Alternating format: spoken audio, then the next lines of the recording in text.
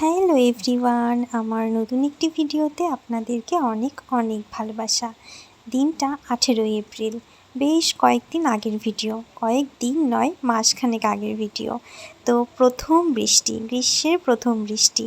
তো সেই বৃষ্টিকে উপভোগ করতে আমিও চলে গেছিলাম ছাদে। আর ছাদে গিয়ে যে গাছটিকে দেখালাম, ওই গাছটি কিন্তু লকডাউনে আমার অনেক ভালো লাগার জায়গা ছিল। যখনই একটু ছবি তুলতাম, ওই গাছটা ব্যাকগ্রাউন্ডে রেখেই ছবি তুলতাম। বৃষ্টি বলে কথা, আর আমার দিদাও এসছে, সেই জন্য একটু পিঠে বাড়িতে বানানো হবে, আর হচ্ছে চিকেন। আর এটা ছিল আমাদের গাছের কুমড়ো শাক পাতা দিয়ে চিংড়ি মাছ বাটা, অনেক টেস্টি ছিল খেতে। তো মাংসটা সুন্দর করে কষাতে কষাতে মা এদিকে শিলনোড়াতে বেটে নিল। যতই এখনকার দিনে মিক্সার আসুক, শিলনোড়ার কিন্তু গুণের কোনো তুলনাই হয় না।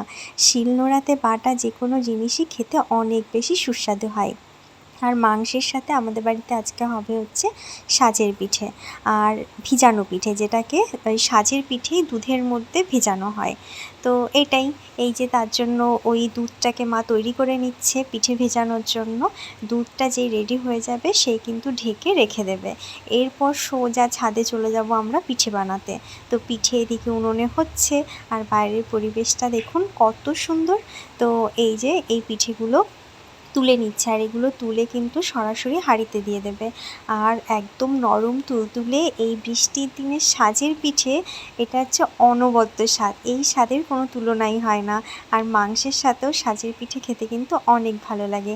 কারা কারা খান কমেন্টে জানাতে একদম ভুলবেন না। আর হ্যাঁ, ভিডিওটা যদি ভালো লেগে থাকে অবশ্যই লাইক, শেয়ার, সাবস্ক্রাইব এগুলো কিন্তু করে দেবেন। ব্যাকগ্রাউন্ডে হয়তো আপনারা শুনতেই পাচ্ছেন বৃষ্টি হচ্ছে। হ্যাঁ, বাইরে হচ্ছে ঝমঝমিয়ে বৃষ্টি, আর আমি ভেতরে ভয়েস ওভার দিচ্ছি। তো কেমন লাগলো ভিডিওটা জানাবেন কিন্তু, আর একটু শেয়ার করে দেবেন। আর এই যে একটা পিঠে আমি মাংসের ঝোল দিয়ে খেয়ে নিলাম। Bye bye.